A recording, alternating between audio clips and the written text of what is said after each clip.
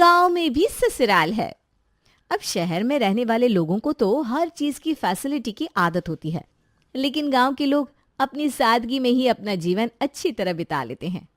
मैं यहाँ गांव या शहर के लोगों की तुलना नहीं कर रही हूँ। कुछ चीज कहीं की अच्छी होती है तो कुछ कहीं की। अब प्रेरणा शुरू से पली बड़ी शहर में और शादी के बाद में अपने हस्बैंड के साथ शहर में ही शिफ्ट हुई, लेकिन उसका असली ससुराल तो है गांव में, जहां पर जाने की चल रही है उनकी तैयारी। तो चलिए देखते हैं हमेशा से शहर की सहूलियत में रहने वाली प्रेरणा कैसे अपने गांव के ससुराल में सब मैनेज करती है। देखो, अभी तो हम घर में पहुंचे भी नहीं और उससे पहले ही तुमने मुंह बनाना शुरू कर दिया। अरे क्या हो गया है तुम्हें? क्यों गांव की गलियों को देख देख कर मुंह बना रही हो? गांव की गलियों को देखकर नहीं, गलियों के अंदर जगह जगह ये जो गोबर पड़ा हुआ है ना, इसकी बदबू से सर में दर्द हो रहा है मेरे। हे भगवान, अब ये चिंटू गोबर की तरफ कहाँ भाग रहा है? चिंटू! अब चिंटू तो ठहरा अपनी माँ का मौजी। अब उस बेचारे ने अपनी जिंदगी में आज से पहले कभी गोबर देखा ही नहीं।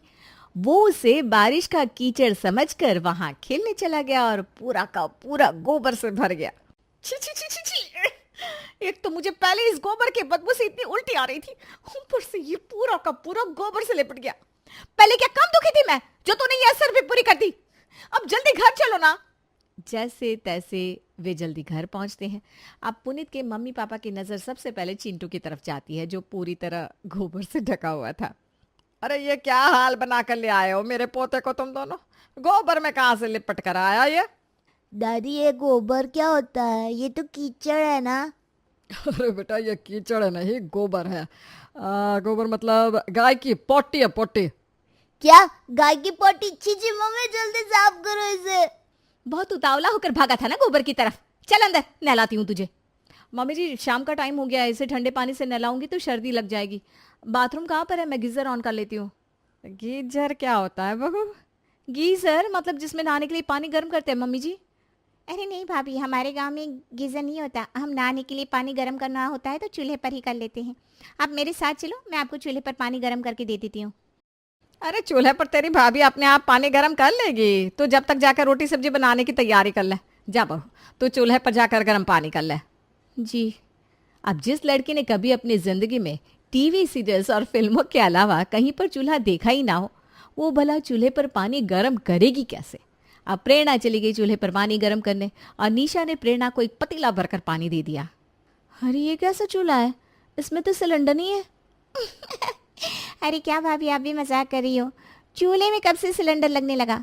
इसमें लकड़ियाँ और उपले लगेंगे। मैं लेकर आती हूँ। प्रेरणा को ज्यादा परेशानी ना हो इसलिए निशा खुद ही चूल्हे में आग जला देती है।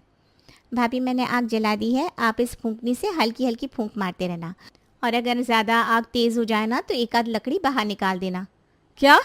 हाँ, मैं तब तक ना सब्जी काट कर आटा गूंथ लेती हूँ। निशा अंदर चली जाती है।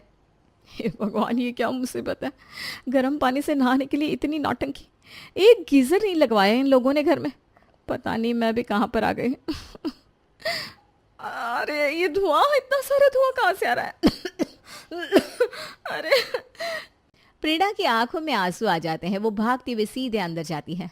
अरे ये चूल्हे में कैसे आग जला दी तुमने निशा? पूरा धुआं धुआं हो गया है। इतनी खांसी आ रही है मुझे। अरे भाभी, लगता है आग बुझ गई होगी। आपने ठीक से फूंकनी से फूंकनी मारी होगी। अरे मुझे नहीं पता किसी फूंकनी मुकनी के बारे में। तुम जाकर पानी गर्म करो प्लीज। अच्छा ठीक है भाभी, आप बैठ जाओ। निशा प्रेरणा को पानी गर्म करके देती है और प्रेरणा चिंटू को नहलाती है रात के समय। अरे ये कैसा गांव है तुम्हारा? इतने सारे मच्छर, ऊपर से एक एसी तक नहीं है यहाँ पर। अरे तुम भी ना कैसी बातें करती हो प्रेरणा? गांव के किस घर में एसी होता है? और वैसे भी यहाँ पर तो इतनी शुद्ध हवा होती है कि एसी की जरूरत ही नहीं पड़ती। अरे आप तो रहने ही दो बस। यहाँ मुझे इतनी गर्मी लग रही है और ये गांव की शुद्ध हवा की बात कर रहे हैं। अरे कमरे के अंदर गांव की कौन सी शुद्ध हवा आती है? अरे यार, हमें कुछ ही दिन तो गांव में रहना है, रह लो ना आराम से। घर पर तो एसी लगा हुआ है ना। यहाँ से जब वापस घर जाओगी तो चला लेना एसी और सो जाना आराम से, लेकिन अभी तो मुझे सोने दो प्लीज। अब पुनीत तो अपने बचपन में गांव में रहा था तो उसे तो वहां आराम से नींद आ जाती है, लेकिन शहर में पली बड़ी प्रेरणा को एक सेकंड के लिए भी रात को नींद नहीं आती। सुबह वो अपनी आंखें मसलते हुए बाहर आंगन में आती है। आ गई बहू रानी उठकर? बेटा ये कोई टाइम है क्या उठने का? है, गांव में सब लोग सूरज उगने से पहले उठ जाते हैं, और तू है कि सूरज कब का सर पर चढ़ गया और तू उठकर अब आ रही है। इसमें मैं क्या करूं मम्मी जी? पूरी रात मच्छरों के चक्कर में मुझे तो 1 मिनट नींद नहीं आई। सुबह 5 बजे जाकर आंख लगी है मेरी, अभी भी नींद आ रही है मुझे। ओहो, तुम ना शहर की लड़कियां भी जरा से मच्छरों में परेशान हो जाती हो। अरे हम भी तो रोज ही इन्हीं मच्छरों के बीच में सोते हैं। आज सब लोग कब से तेरे हाथ का नाश्ता खाने का इंतजार कर रहे थे। तेरे हाथ का नाश्ता खाने को तो नहीं मिला, अब दोपहर का खाना तो खिला दियो। क्या मैं यहाँ पर खाना बनाऊंगी? ना बाबा ना, खाना बनाने के लिए यहाँ पर गैस सिलेंडर तो है नहीं, और इतनी गर्मी में मैं चूल्हे पर खाना बनाने वाली नहीं हूँ। एक तो इतना धुआं आता है, पूरी आंखों में जलन हो जाती है। मैं पहले ही बता रही हूँ, खाना वाना मैं नहीं बनाऊंगी। ये लो भाई, देख लो इन शहर की लड़कियों को। अरे गांव की सारी लड़कियां ही चूल्हे पर खाना बनाती है, लेकिन इन्हें देख लो कितने नखरे हैं इनके। जब सबका इतना मन है तो बना देना सबके लिए खाना प्रेरणा। और चूल्हे पर कैसे खाना बनाना है ये निशा तुम्हें सिखा देगी। हाँ भाभी, मैं आपको सिखा दूंगी। अच्छा ठीक है। निशा ज़रा एक बार यहाँ पर आना। जी भाभी। यहाँ पर वॉशरूम कहाँ है? मुझे जाना है। भाभी उसके लिए तो बहुत देर हो गई, इस टाइम तो कोई नहीं जाता। मतलब यहाँ पर वॉशरूम जाने का टाइम होता है क्या? अरे भाभी मतलब सुबह सुबह जाते हैं तो ज़्यादा लोग नहीं होते ना, लेकिन इस टाइम तो सब लोग अपने खेतों में काम करते हैं, तो इस टाइम नहीं जा सकते। क्या खेतों में सब लोग इस टाइम काम करते हैं? तो वॉशरूम का उससे क्या लेना देना? अरे भाभी हम सुबह में खेतों में ही तो जाते हैं। नहीं, तुम मजाक कर रही हो ना? नहीं भाभी, मैं आपसे मजाक क्यों करूँगी, यहाँ पर सभी खेतों में ही जाते हैं।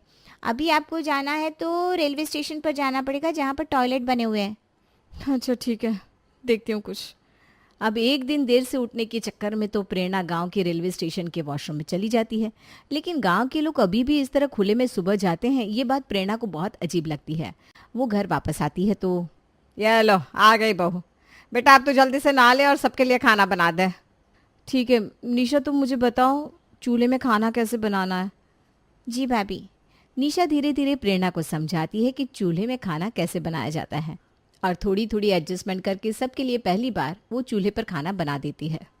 वाह बेटा वाह, खाना तो तूने बहुत स्वाद बनाया है। एक बार शहर में खाया था तेरे हाथ का खाना, लेकिन खाने का जो स्वाद चूल्हे पर आता है ना वो गैस के खाने में नहीं आता। वैसे ये बात तो आपने बिल्कुल ठीक कही पापा, ऐसा स्वाद शहर के खाने में कभी नहीं आता। यहाँ का खाना पीना भी ना, एक तो अपने खेतों का है, ऊपर से यहाँ का पानी भी बहुत शुद्ध है, और चूल्हे पर बना खाना तो हमेशा स्वाद ही होता है। वैसे सच कहूँ तो आज खाने का टेस्ट मुझे भी अच्छा लग रहा है। ऐसा खाना शहर में नहीं बनता, वहाँ पर तो इतने मसाले डालने के बाद भी ना सब्ज़ी इतनी टेस्टी नहीं बनती जितनी यहाँ पर सिंपल मसाले वाली सब्जी बन गई। हाँ मम्मा, आज से आप घर पर भी चूल्हे पर खाना बनाना, मुझे चूल्हे का ये खाना बहुत टेस्टी लगा। चिंटू की ये बात सुनकर सबको हंसी आ जाती है। खाना पीना खाने के बाद शाम के समय, अरे निशा यहाँ पर वॉशिंग मशीन कहाँ है? मुझे कपड़े धोना है। यहाँ पर वॉशिंग मशीन नहीं है भाभी, यहाँ पर तो हम लोग हाथ से ही कपड़े धोते हैं। वहाँ पर कपड़े धोने का साबुन रखा है, आप उससे कपड़े धो लो, और पानी उस टंकी से ले लेना। सुबह पानी आया था तो मैंने टंकी भर कर रख ली थी। अच्छा ठीक है। प्रेरणा अब निशा को बोले भी तो क्या बोले, कपड़े तो उसे धोने ही थे। वो मुंह बनाकर कपड़े धोने के लिए बैठ जाती है और मन में बड़बड़ाने लगती है, पता नहीं मैं क्या सोचकर यहाँ पर आ गई। कोई फैसिलिटी नहीं यहाँ पर, ना पानी गर्म करने के लिए गीजर है, ना सोने के लिए एसी, ना खाना बनाने के लिए गैस, और कपड़े भी हाथ से धोने पड़ रहे हैं। बाकी सब तो छोड़ो, यहाँ पर एक वॉशरूम तक नहीं है। अरे क्या अपने आप से बातें कर रही हो, क्या हो गया है तुम्हें? अरे होना क्या है, दिमाग खराब हो गया है मेरा। कैसे घर वाले तुम्हारे, कपड़े धोने के लिए घर में एक वॉशिंग मशीन नहीं? परेशान हो गई हूँ मैं यहाँ पर। अरे बेटा कपड़े धोने लग गई क्या? क्यों, नहीं धोने थे क्या माँ जी? अरे नहीं नहीं बेटा, क्यों नहीं धोने थे, बिल्कुल धोने थे। कल जब कपड़े धोएगी ना तो मुझे बता दियो, मुझे भी अपनी साड़ी धुलवानी है। बस इसी की तो कमी थी। कुछ कहा क्या बहू तूने? नहीं तो कुछ नहीं। अच्छा बेटा, अब जब ये सारे कपड़े धुल जाएंगे ना तो मेरे साथ चलना। भैंसों के कमरे की सफाई करके आनी है और गोबर भी उठाना है। क्या? देखो मम्मी जी, बाकी सब काम तो मैं फिर भी कर लूंगी, लेकिन ये गोबर वगैरह उठाने का काम मुझसे नहीं होगा। अरे कुछ नहीं होता, तू बस मेरे साथ चलियो। अरे लेकिन वैकिन कुछ नहीं, मेरे साथ चलेगी नहीं तो सीखेगी कैसे हैं? अब जैसे ही प्रेरणा कपड़े धोकर फ्री होती है, वैसे ही उसकी सास उसे अपने साथ भैंसों के पास ले जाती है, जहाँ पूरी जगह में भैंसों का गोबर ही गोबर फैला हुआ था। उसकी सुगंध से प्रेरणा का मन उल्टी जैसा हो जाता है। मम्मी जी कितनी गंदी बदबू है ये, छी छी छी, ये कहाँ ले आई आप मुझे? अरे कुछ गंदी बंदी बदबू नहीं है। मुंह पर चुन्नी बांध ले और मेरे साथ गोबर उठाने में लग जा। गोबर के उपले बनाने हैं और ये सारी जगह साफ करके घर चलना है। अपनी सास के इतना कहने पर प्रेरणा अपने मुंह पर चुन्नी बांध लेती है, लेकिन उसके बाद भी वहां की बदबू से उसका सर चकराने लगता है और 2 मिनट बाद उसे भयंकर उल्टी हो ही जाती है। हे भगवान, तूने तो सचमुच उल्टी कर दी। रहने दे तू, ये सब तुझसे ना हो पाएगा। चल घर ही चलते हैं, वरना यहाँ पर बेहोश हो गई तो तुझे घर पर लेकर जाना भी भारी हो जाएगा। सुमित्रा प्रेरणा को घर पर लेकर आती है। तब तक निशा ने सबके लिए खाना बना दिया था। अब निशा ने खाना बनाया तो बर्तन धोने की ड्यूटी प्रेरणा पर आ जाती है। कोई बात नहीं भाभी, आपकी तबीयत मुझे ठीक नहीं लग रही। एक काम करती हूँ, सारे बर्तन मैं धो लेती हूँ, आप आराम करो। अरे नहीं निशा, अब मैं ठीक हूँ, बस सर में ना थोड़ा दर्द हो गया था। मैं बर्तन धो लूँगी, तुम आराम करो। अच्छा एक काम करते हैं, आज हम दोनों साथ में मिलकर बर्तन धो लेते हैं, इसी बहाने थोड़े गप्पे भी लड़ा लेंगे। अब धीरे धीरे कहीं ना कहीं प्रेरणा भी उनके साथ घुल मिल रही थी, लेकिन एक बात जो उसे बिल्कुल पसंद नहीं आ रही थी वो थी कि गांव के घर में टॉयलेट नहीं था। दूसरे दिन सुबह निशा उसे जल्दी उठा देती है। अरे जल्दी चलो भाभी, वरना सूरज निकल जाएगा। प्रेरणा देखती है कि उनके साथ साथ मोहल्ले की सभी औरतें भी सुबह सुबह खेतों में जा रही है। उसे ये बात कुछ अजीब लगती है। तभी वहां से आते समय वो निशा से कहती है, एक बात पूछूं निशा? बोलिए ना भाभी। तुम्हें ऐसे खेतों में जाने में अजीब नहीं लगता? मतलब शहरों में तो हम सबके घरों में टॉयलेट होता है, लेकिन यहाँ पर किसी के भी घर में टॉयलेट नहीं है। औरतों को कितनी प्रॉब्लम होती होगी, और अगर किसी को दिन में जाना हो तो जा भी नहीं सकता। साफ सफाई की भी कितनी प्रॉब्लम है, किसी को इन्फेक्शन भी हो सकता है। अब क्या बताए दीदी, दिक्कत तो होती है, लेकिन घर में अब टॉयलेट नहीं है तो क्या कर सकते हैं। अरे बिल्कुल कर सकते हैं, सब अपने अपने घरों में टॉयलेट बनवा सकते हैं। दीदी घर में क्या बनना है क्या नहीं बनना, इन सब का फैसला तो हमारे घर के आदमी लेते हैं। घर में टॉयलेट नहीं बनवाया तो हम क्या ही कह सकते हैं। अगर उन्होंने घर बनवाते टाइम टॉयलेट नहीं बनवाया तो आप उन्हें अब तो कह सकती हो ना कि आपको घर में टॉयलेट की ज़रूरत है। और मुझे पूरा यकीन है अगर आप उन्हें अपनी परेशानी बताओगे तो वो आपकी परेशानी को ज़रूर समझेंगे। ये तो पता नहीं दीदी। अच्छा चलो दीदी, मेरा घर आ गया, चलती हूँ। एक दिन तो जैसे तैसे प्रेरणा वहाँ मैनेज कर लेती है, लेकिन अगले दिन जब सुबह उसे फिर से खेतों में जाना पड़ता है तो वो अंदर ही अंदर बहुत उदास हो जाती है। घर आने के बाद, क्या बात है बेटा, बड़ी परेशान परेशान सी लग रही है। कुछ नहीं मम्मी जी, लेकिन आपसे एक बात पूछूं? अरे पूछ, एक क्या दो पूछ। हमेशा से ही हमारे घर में टॉयलेट नहीं है क्या? आप लोग शुरू से ही खेतों में जाते हैं? अरे बेटा, हमारे ज़माने में कहाँ ये टॉयलेट होते थे, और गांव में तो खेत होते हैं तो घर में टॉयलेट की ज़रूरत ही नहीं पड़ती। हम तो खेतों में ही चले जाते हैं। लेकिन मम्मी जी, खेतों में जाना ठीक नहीं है ना, आपको कभी ना कभी कोई ना कोई परेशानी तो होती होगी। परेशानी तो होती है, लेकिन अब तो आदत पड़ गई है, इसलिए ज़्यादा फर्क नहीं पड़ता।